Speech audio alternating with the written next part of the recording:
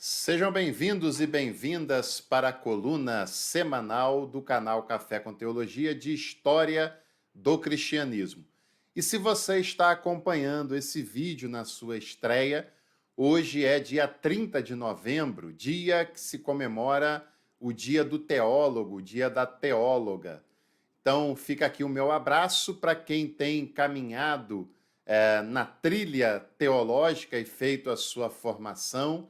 seja do ponto de vista formal, como também informal. E para todos e todas que passam aqui pelo canal para aprender mais de teologia, para construir a possibilidade de uma teologia dialogal, respeitosa e humanizadora, você é bem-vindo e bem-vinda por aqui e a gente agradece também a sua participação e a sua contribuição para este espaço, para esse canal. E eu aproveito também essa oportunidade para falar sobre um teólogo propositadamente esquecido, um teólogo que viveu a época da Reforma Protestante, que, é claro, a gente usa a Reforma Protestante porque se tornou uma terminologia, mas o correto seria falar sempre no plural, as reformas religiosas pelas quais a Europa passou na virada do século XV para o século XVI. As reformas aconteceram na Alemanha com Lutero, na Suíça com Zwingli, com Calvino, na Inglaterra, em outros lugares, e ela teve também outros personagens que não apenas esses que a gente tradicionalmente costuma ouvir. A reforma foi um episódio, uma série de episódios muito importante, muito relevante para a história do cristianismo na Europa, no mundo ocidental, mas ela também teve os seus episódios lamentáveis, os seus episódios manchados, marcados pela violência, pela intolerância. A reforma não deve ser vista como sendo uma intervenção divina na humanidade, como também não pode ser vista de modo apenas romanceado, porque todos esses personagens eram frutos do seu tempo, para bem e para mal, e todos esses personagens também tiveram o seu brilho, a sua inteligência, a sua relevância, mas também tiveram os seus limites e também tiveram os seus interesses, interesses esses muito particularizados em alguns momentos, e é claro que a gente só pode estudar um assunto com seriedade quando a gente percebe as duas faces da mesma moeda. Não é possível ser ácido o tempo inteiro, porque nenhum episódio, ou praticamente nenhum episódio, tem apenas um lado ruim, como também não dá para ser um romântico apaixonado em todo o tempo, porque nenhum episódio histórico também só tenha lados positivos a ser contados, né? E hoje eu quero falar sobre o reformador Thomas Müntzer, que foi um tema sugerido no vídeo da semana passada, em que eu falava sobre a reforma anabatista, uma ala da reforma que foi massacrada, literalmente massacrada, tanto pelo lado católico quanto pelo lado dos próprios protestantes, que ninguém protestou contra as perseguições e os massacres que os anabatistas sofreram, foram mortos aos milhares, e os historiadores sabem que morreu mais anabatistas em metade do século XVI foi vitimado do que cristãos no segundo e terceiro séculos do início dessa história, que muitos consideram como o período das perseguições contra os cristãos. E assim a gente tem uma noção dessa mortandade, desse massacre que foi. E um dos grandes nomes, né, os dois grandes nomes dentre os anabatistas foi com certeza Menno Simons, um pacifista, e nem por isso deixou de ser perseguido, mas um intelectual, um pensador e também um espiritualista, né, no sentido de ser alguém que estudava, que pregava e praticava a espiritualidade com os parâmetros que ele considerava ser os parâmetros do cristianismo. E, por um outro lado, o Thomas Müntzer, que foi um grande nome, um nome bastante interessante, que muitos que se consideram mais de esquerda, mais progressistas, têm o Mintzer como um símbolo, mas que talvez seja uma escolha um pouco pueril, né, um pouco ideológica, embora se justifique por alguns fatores, mas que nem sempre estudam e levam a sério as bandeiras pelas quais Thomas Mintzer ele se identificou. Thomas Mintzer foi um revolucionário no sentido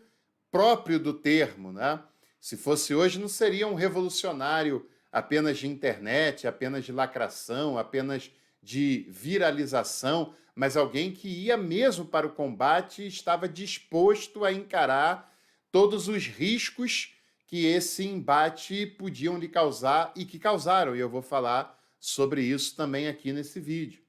Para você ter uma ideia, não se sabe nem com exatidão a data do nascimento de Thomas Mintzer, e o mesmo dificilmente acontece com outros personagens da Reforma, né? Mais provável é que Thomas Mintzer tenha nascido no ano de 1488. Alguns acham que foi 1489, né? Então se tem uma variação de 1 a 2 anos, mas possivelmente o Thomas Mintzer tenha nascido em 1488 e ele é considerado um nome ligado à reforma radical.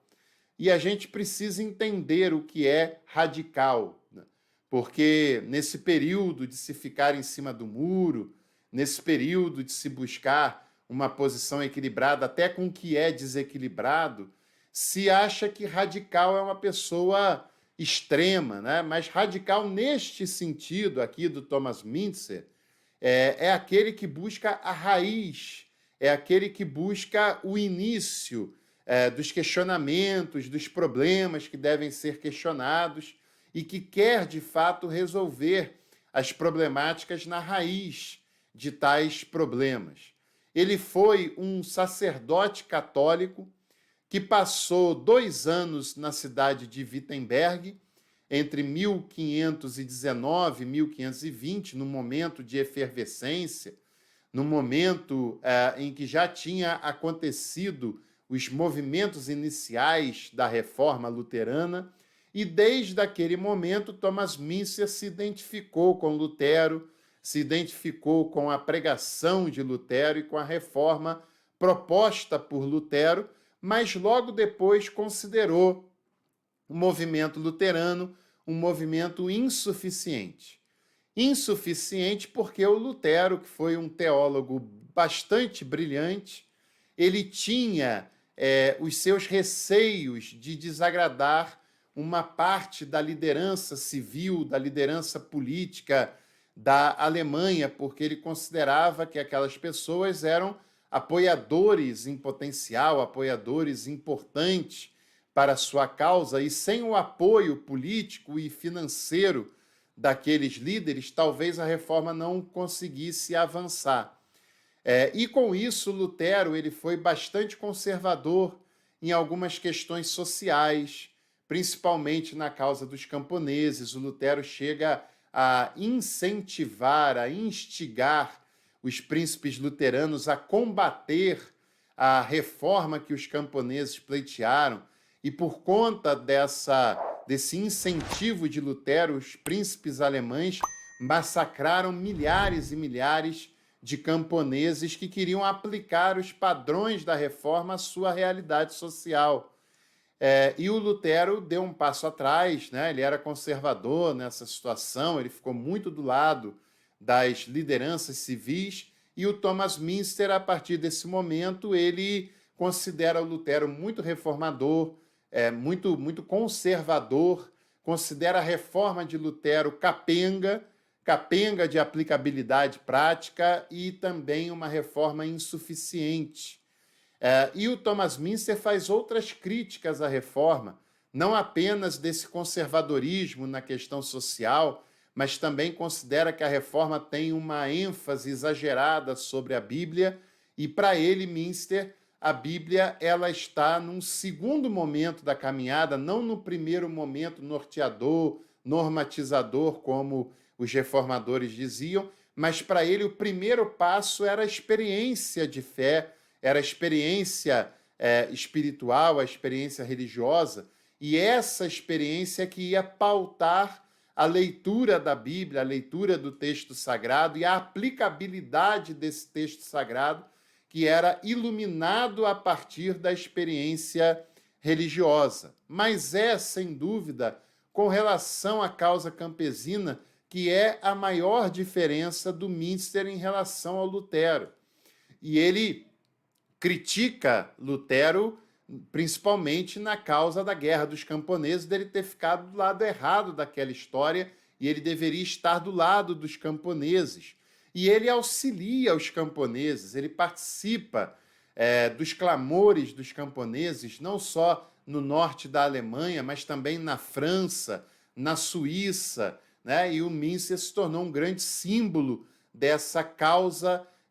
dos camponeses, porque ele entendia que a igreja verdadeira, ela era composta por pessoas que tinham de fato nascido de novo, por pessoas que haviam sido regeneradas, transformadas, que haviam tido uma experiência espiritual, uma experiência religiosa, uma experiência com a fé,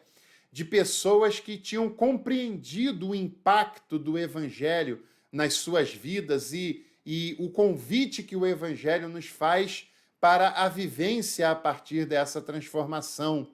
Para o Thomas Münster, a igreja ela é a reunião, ela é a coletividade, não de pessoas quaisquer, mas de pessoas que foram transformadas e impactadas pelo novo nascimento a partir da pregação do Evangelho de Jesus.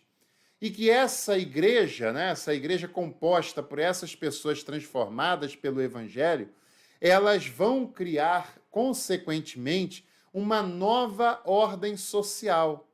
Uma ordem social que é baseada no amor e que é baseada na justiça. E que não haverá, a partir de então, mais exploração, mais desigualdades, mais opressão por parte das lideranças civis e religiosas, que não haverá mais camponeses passando fome, passando necessidade, camponeses que não têm terras para trabalhar, para produzir, para habitar, inclusive. E essa ideia de Thomas Münster é uma ideia muito interessante, é uma ideia muito consistente, porque, de fato, é para se esperar que a igreja seja o coletivo de pessoas que foram transformadas na sua fé. Mas, na prática, nem sempre é assim. Hoje em dia, então, em muitos casos, não é assim. E naquela época, em outras épocas, também nem sempre isso se aplica a todas as pessoas, mesmo pessoas que fazem parte da igreja. Porque, pense, se uma pessoa é transformada pelo Evangelho, e a igreja é o coletivo dessas pessoas igualmente transformadas pelo Evangelho, e o Evangelho é algo integral, não é algo que acontece apenas no culto dominical lá na igreja, mas ele se expande, ele envolve toda a vida da pessoa transformada por ele. Essas pessoas se oprimiam, não vão oprimir mais, se exploram, não vão explorar mais, se eram injustas, serão pessoas justas, se eram egoístas, serão pessoas amorosas, pessoas generosas, mas, consequentemente, essas ações e essa forma de compreender as relações, de compreender o mundo, vai gerar uma sociedade mais amorosa, mais justa, mais igualitária e, consequentemente, a reforma camponesa será devidamente providenciada, né? Mas, infelizmente, nem sempre as pessoas que estão na igreja são pessoas que tiveram qualquer tipo de contato com o Evangelho, sequer que dirá de serem transformadas por esse Evangelho. E esse Thomas Münster, além dessas causas sociais, ele também era um iconoclasta, porque para ele não deveria ter qualquer tipo de ornamentação, de imagens, qualquer tipo de expressão física externa nas igrejas, porque isso era ostentação, e ostentação deve ser considerada como um pecado. Ele também, assim como os anabatistas, foi contrário à prática do batismo infantil, Para ele, o batismo só fazia sentido quando é fruto de uma escolha consciente, isso em idade adulta. E, claro, o Thomas Münster teve uma vida curta e teve uma vida sofrida. No ano de 1525, ele foi preso. Depois de ser preso, ele foi torturado e, se não bastasse, ainda foi morto, decapitado. Thomas Münster foi decapitado em 1525 e morreu com menos de 40 anos de idade, com 30 e poucos anos de idade, morreu prematuramente e morreu de maneira trágica, sendo preso, torturado e decapitado.